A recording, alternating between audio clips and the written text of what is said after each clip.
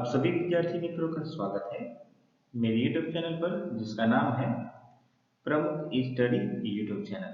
विद्यार्थी मित्रों, आज हम इस वीडियो के माध्यम से पाठ 1 पत्र एवं डायरी का दूसरा भाग में हम आज चर्चा करेंगे अभ्यास और स्वाध्याय के प्रश्नों की।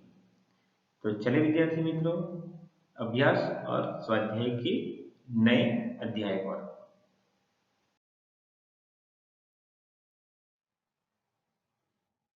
अभ्यास अभ्यास का पहला प्रश्न है पत्र यानी कि पत्र लेखन। आपने की हुई अपनी यात्रा या अपने किए हुए प्रवास का वर्णन करते हुए अपने मित्र को पत्र लिखिए। पहले एड्रेस लिखते हैं, रमेश पुरोहित, 4 आकाशगंगा, डेरी रोड, राजकोट, 27/12/2020। प्रिय मित्र महेश, जय हिंद। तुम्हारा पत्र 3 दिन पहले आया था, लेकिन मैं कन्याकुमारी की प्रवास में था और कल ही लौटा हूँ। कन्याकुमारी भारत का प्रसिद्ध तीर्थ स्थान है। यह तमिलनाडु राज्य में भारत के एकदम दक्षिणी सिरे पर स्थित है। हम दादर मद्रास एक्सप्रेस ट्रेन से चेन्नई पहुंचे। हम वहां के मीनाक्षी होटल में ठहरे। वहां दिसंबर महीने से ही काफी ठंड पड़ने लगती है। दूसरे दिन हम एसटी बस द्वारा कन्याकुमारी की ओर चल पड़े। सारा मार्ग नारियल के वृक्षों से भरा हुआ है। हरियाली देखकर मन झूम उठता है। कन्याकुमारी एक छोटा सा कस्बा है। हमने शाम के समय समुद्र तट पर भारी भीड़ देखी। लोग वहां का सूर्यास्त देखने के लिए एकत्र हुए थे। सूर्य का वैसा भव्य रूप मैंने पहले कहीं नहीं देखा। अगले दिन कन्याकुमारी का प्राचीन मंदिर और विवेकानंद शिला स्मारक देखा। विवेकानंद की सुंदर मूर्ति दर्शनीय है। हमने कन्याकुमारी के बाजार से शंख और सीपों से बनी हुई कुछ वस्तुएं और एल्बम खरीदे। कुछ चित्र मैं तुम्हें भेज रहा हूँ। शेष कुशल है। अपने माता पिता से मेरा प्रणाम कहना। तुम्हारा मित्र विनय।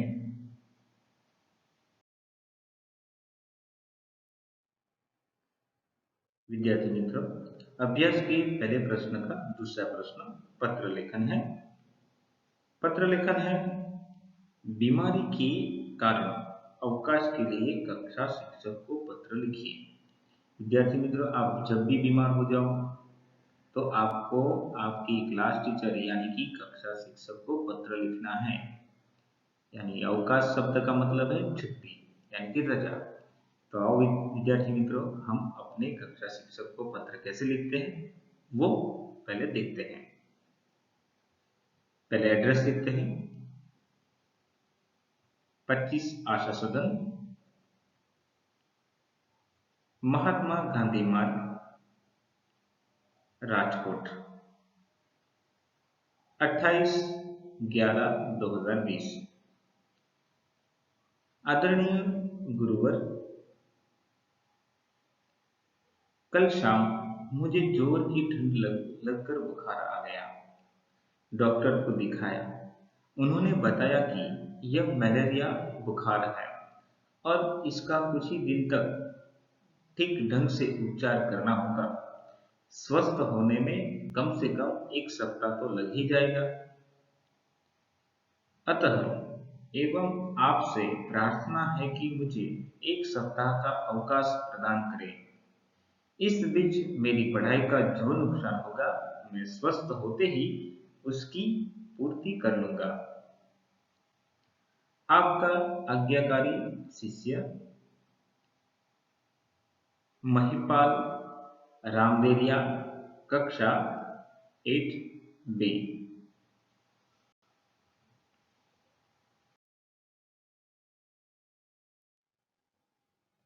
अभ्यास का पहला प्रश्न और उसी का तीसरा प्रश्न है ये, और ये भी पत्र लेखन है। और पत्र लेखन है, अपनी स्कूल की समस्या के बारे में प्रधानाचार्य को पत्र लिखिए। यानी कि आपके स्कूल के जो प्रिंसिपल होते हैं, आचार्य होते हैं, उनको पत्र लिखना है स्कूल की समस्या के बारे में। तो चलो विद्यार्थी मित्रों, लिखते हैं पत्र लेखन। श्रीमान प्रधानाचार्य, इंग्लिश टीचिंग स्कूल नडियाद, 9/12/2020। विषय विद्यालय की पुस्तकालय में विज्ञान और वैज्ञानिकों से संबंधित पुस्तकें न होना। आदरणीय गुरुजी, सविनय निवेदन है कि हमारे विद्यालय के पुस्तकालय में साहित्य की पुस्तकों की भरमार है। एक एक लेखक की कई पुस्तकें हैं। इन पुस्तकों में कविता, कहानी और उपन्यास आदि रचनाएं हैं, परंतु विज्ञान की संबंधित पुस्तकें नहीं हैं। वैज्ञानिकों के जीवन पर एक भी पुस्तक नहीं है। ऐसी पुस्तकें पढ़ने से बहुत प्रेरणा मिलती है, वैज्ञानिकों के अनुभव के प्रति रुचि जगाते हैं। पुस्तकालय में इनका अभाव बहुत खटकता है। आशा है कि आप इस अभाव की पूर्ति पर ध्यान देंगे। आपका आज्ञाकारी शिष्य भरत।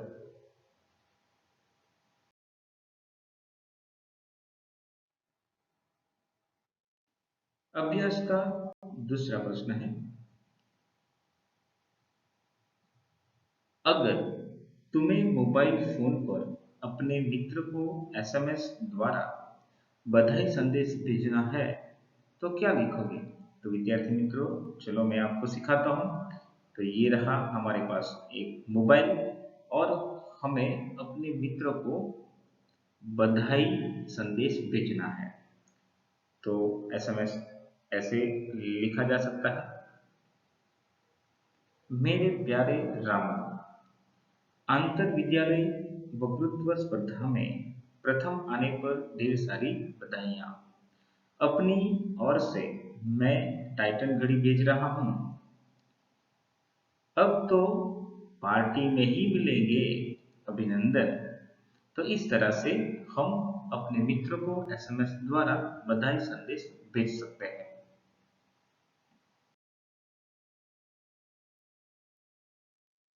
विद्यार्थी मित्रों, अभ्यास का दूसरा प्रश्न, तुमने इस बार छुट्टियों में क्या क्या किया?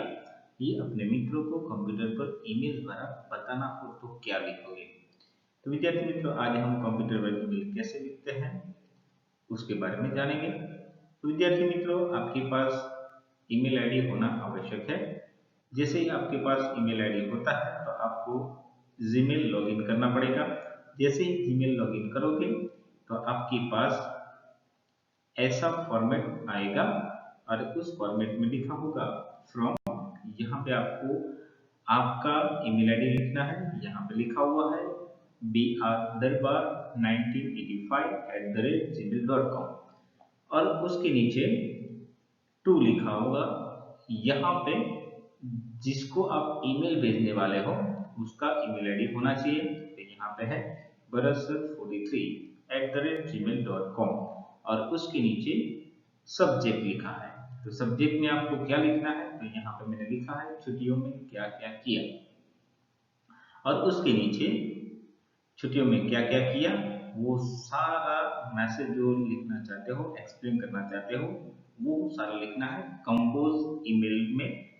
तो यहाँ पे मैंने लिखा है प्रिय मित्र अविनाश, इस बार हमने छुट्टियां अहमदाबाद में ही बिताने का निर्णय किया था, इसीलिए मुझे इस अवकाश का उचित ढंग से उपयोग करना था। मैं नित्य प्रातःकाल व्यायामशाला जाता था, वहां तरह तरह के व्यायाम के साथ साथ योग का भी अभ्यास करता था। दोपहर को भोजन के बाद कुछ समय दूरदर्शन देखता था। शाम को मैं साइकिल पर बैठकर कंप्यूटर क्लास में जाता था। शाम को वहीं से हमारी दुकान पर जाता था और 8 बजे पिताजी के साथ घर लौटता था। रात को दूरदर्शन देखता था या बहन के साथ कैरम या चेस खेलता था। छुट्टी के दिन कब बीत गए इसका पता ही न चला। तुम्हारा मित्र सौरभ। तो विद्यार्थी मित्रों, देखा आपने ये ईमेल कैसे लिखा जाता है, ये इसका एक फॉर्मेट है।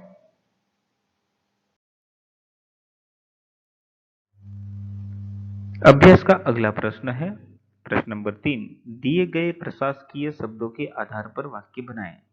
विद्यार्थी मित्रों, प्रशासकीय शब्द का अर्थ है जो सरकारी पदों पर जो काम करते हैं उस पदों को हम अलग अलग नाम के तहत पहचानते हैं। तो वैसे ही यहाँ पे कुछ सरकारी पदों का नाम दिया गया है और उसी शब्दों के आधार पर हमें वाक्य बनाने हैं। पहला शब्द है अधीक्षक। शर्मा जी कई वर्षों तक रेडियो के समाचार विभाग के अधीक्षक रहे। शब्द नंबर 2 प्रभारी। उसका वाक्य इस तरह बनेगा, उसने सूचना विभाग के प्रभारी का पद संभाला। नंबर 3 आयकर। आयकर का मतलब है इंग्लिश में हम कहते हैं टैक्स। आयकर छिपाना अपराध है। नंबर 4 प्रशासन। प्रशासन यानी सरकार। पूर्व सूचना मिलने पर भी प्रशासन यानी कि सरकार ने कोई सक्रियता नहीं दिखाई।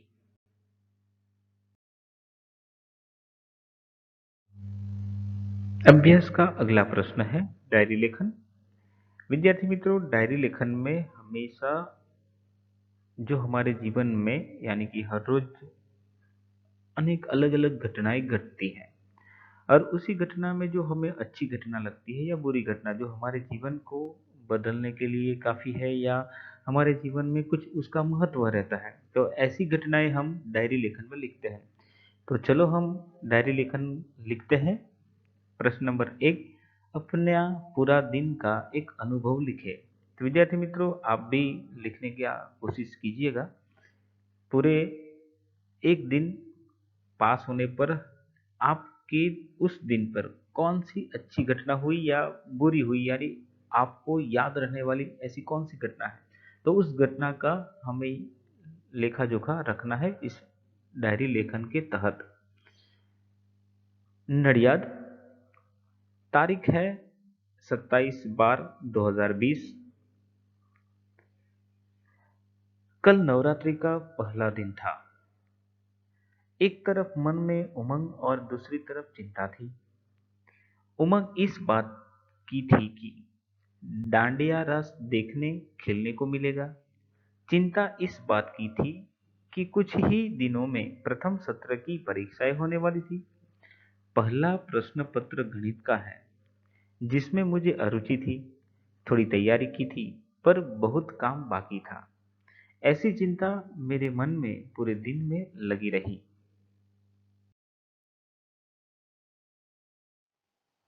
विद्यार्थी मित्रों, अभ्यास का अगला प्रश्न देखते हैं। वार्षिक उत्सव में सर्वश्रेष्ठ वक्ता का पुरस्कार मिलने का आपका अनुभव। ये भी एक डायरी लेखन की सच्ची घटना के तहत हमने यहाँ पे रखा है। तो चलो विद्यार्थी मित्रों, हम लिखते हैं एक सच्ची घटना। ये घटना मुंबई की है और ये घटना हुई थी 12 जनवरी 2020 को। हमारे विद्यालय का इस वर्ष का वार्षिक उत्सव मेरे लिए एक सुनहरी यादगार घटना बन गया है। उसमें वक्तृत्व स्पर्धा का भी आयोजन था। विषय था विज्ञान शाप या वरदान। स्पर्धा का अंतिम वक्ता मैं था, लेकिन मुझे प्रथम पुरस्कार मिला। मित्र हैरान थे कि यह बहुत कम बोलने वाला आज इतना धड़ाधड़ कैसे बोल रहा है। सचमुच उस समय मेरी वाणी पर सरस्वती विराजमान हो गई थी। शाम को पिताजी घर लौटे तो बहुत खुश थे। उन्होंने अदालत में प्रतिवादी के वकील को अपनी दलीलों से परास्त कर दिया था। सचमुच आज का दिन तो हमारे लिए सरस्वती का दिन ही था। विद्यार्थी मित्रों, अभ्यास के अगले प्रश्न नंबर 3, अपने जीवन का कोई सुखद अनुभव लिखिए। यहाँ पे विद्यार्थी मित्रों, आपके जीवन में जो अच्छी घटना हुई हो, जहाँ आपको खुशी मिली हो, वो घटना आपको डायरी के तहत आपको लिखनी है। यहाँ पे आपका खुद का अनुभव लिखना है। तो मैं ये प्रश्न आपको होमवर्क में देता हूँ। तो अगले एक्सरसाइज पे चलते हैं, यानी कि अगले प्रश्न पर चलते हैं।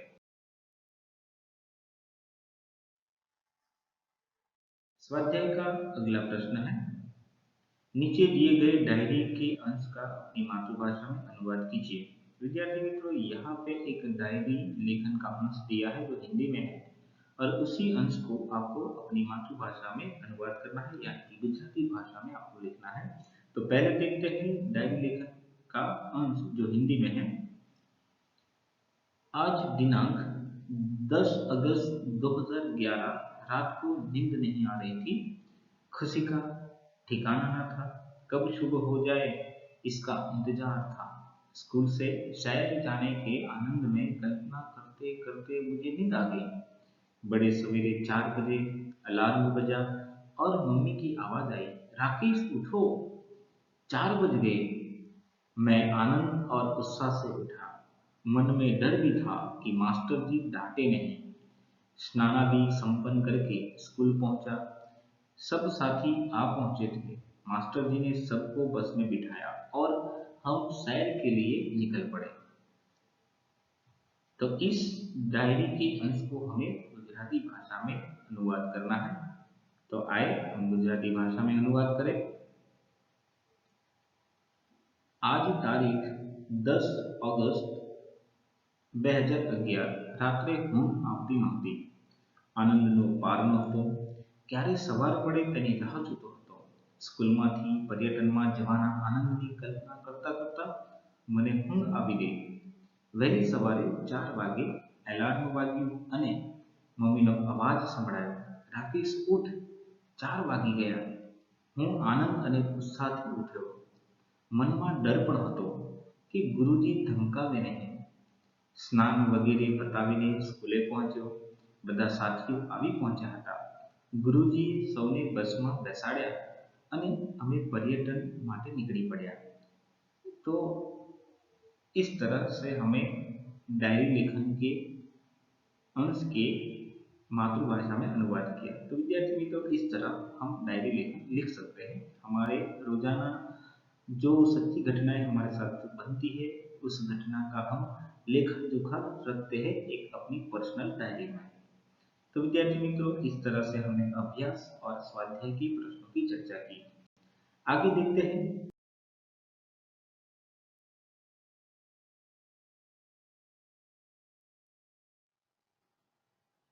विद्यार्थी मित्रों, आपको ये वीडियो कैसा लगा? जो अच्छा लगा हो तो इस वीडियो को आपको क्या करना है, लाइक करना है और अपने दोस्तों के साथ शेयर करना ना भूलिएगा।